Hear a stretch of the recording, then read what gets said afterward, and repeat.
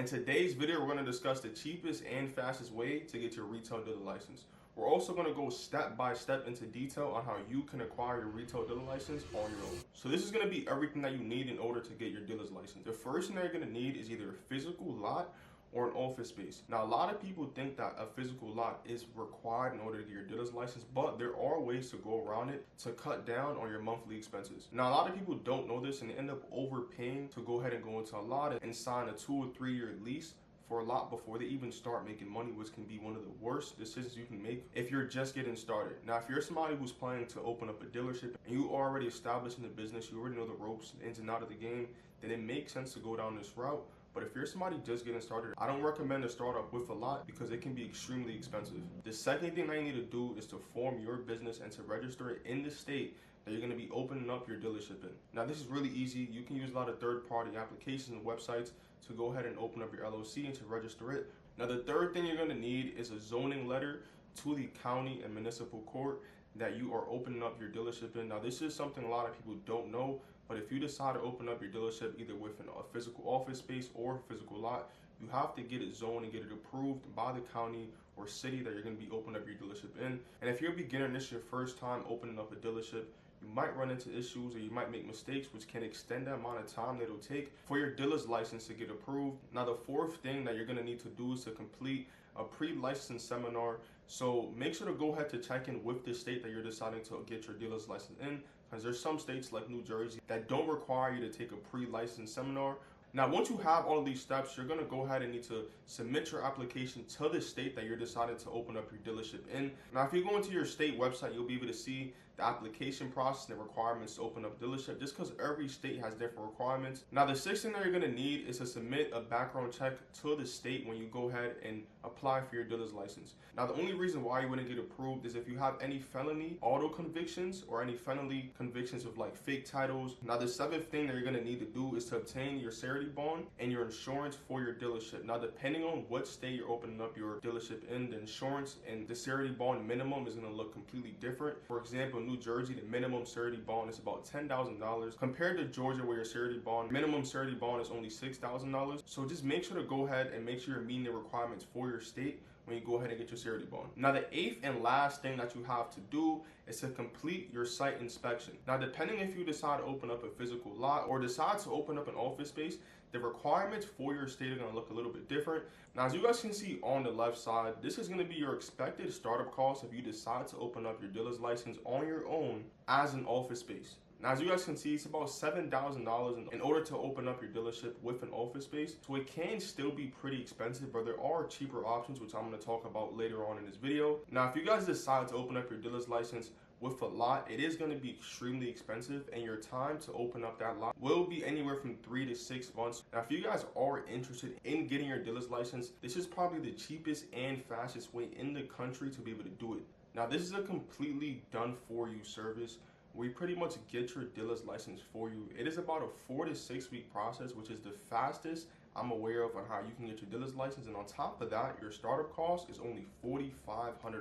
Now, this is not only the cheapest but fastest way to get your dealer's license in 2025. And on top of that, you don't have to pay for your pre-licensing course or seminar. It's completely free and we cover the cost. If you guys are interested in getting your dealer's license and you guys are ready to take that next step, make sure that you guys go ahead and DM me. I'll go ahead and put my Instagram down below, but just make sure to go ahead and shoot me a DM if you are interested, because I'm only able to work with about 5 people. So if you guys are interested, shoot me a DM with the words dealer's license and I'll go ahead and reach out to you guys as soon as I can. Now, I want to talk about how you can maximize your profits once you have your dealer's license. Now, the first thing that you're going to be able to do is charge extra for temporary plates. Now, there are states like Georgia that require you to pretty much give out a temporary plate to every customer that comes in, but this can be something that you are able to upcharge for and charge customers anywhere up to $400 for temporary plates, which can be another way to pretty much add to your bottom line and increase how much profit you're bringing in per car.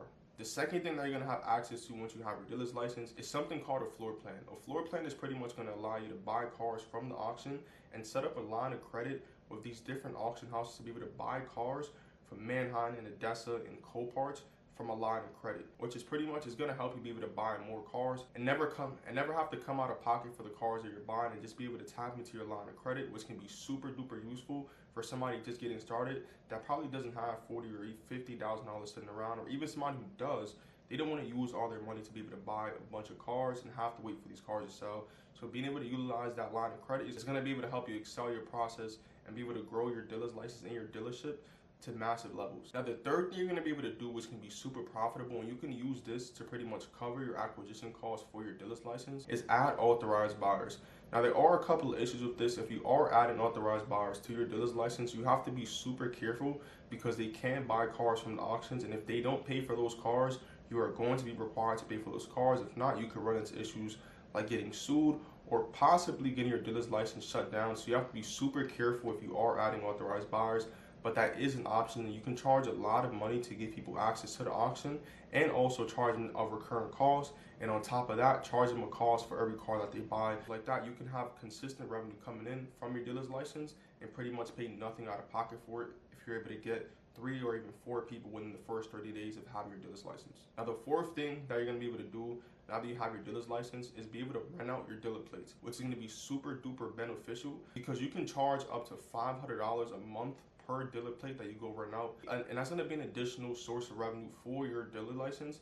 Now, once again, if you do run on your dealer's license, make sure that you're running on your dealer's license to somebody that you know you can trust. Just because somebody can rack on tickets to your dealer's license, and that could cause your dealer's license to get shut down. So just make sure if you are renting out your dealer's license, it is to somebody that you can trust. You don't want these tickets or easy passes to go ahead and pile on and to stack on to your dealer's license. The fifth thing that you're going to have access to once you have your dealer's license, you're going to have access to all the auctions in all 50 states, which is super duper beneficial because you can pretty much get a dealer's license from a different state and be able to buy cars in your state, or you can buy cars in your state from other states that you might have not had access to before because you didn't have your dealer's license. So this is super duper beneficial because you can capitalize on deals from other states and be able to buy cars from auctions from other states and just pay for transportation to bring them over to you. You're going to be able to buy cars from states even from across the country. So if you're in New York and you want to buy a car from California, you can do that and just pay the shipping costs. Now, the sixth and last thing that you're going to be able to do, which is super duper cool and is going to allow you to make a lot more money buying and selling cars, is you're going to have the ability to offer financing on the cars that you're selling.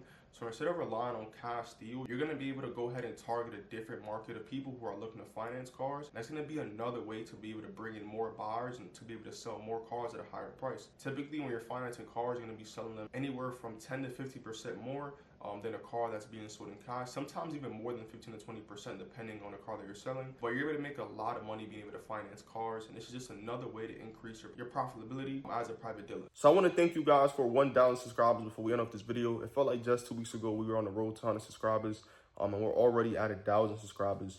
So thank you guys. And for everybody who's new to the channel, my goal is to provide the most informative content for anybody who's looking to get started flipping cars. So once again, thanks to you guys and God, we're at 1,000 subscribers. Guys, and if you guys got any value from this video, just make sure to go ahead to like and subscribe and share the channel to anybody who's looking to get started flipping cars. And yeah, I'll catch you guys in the next video.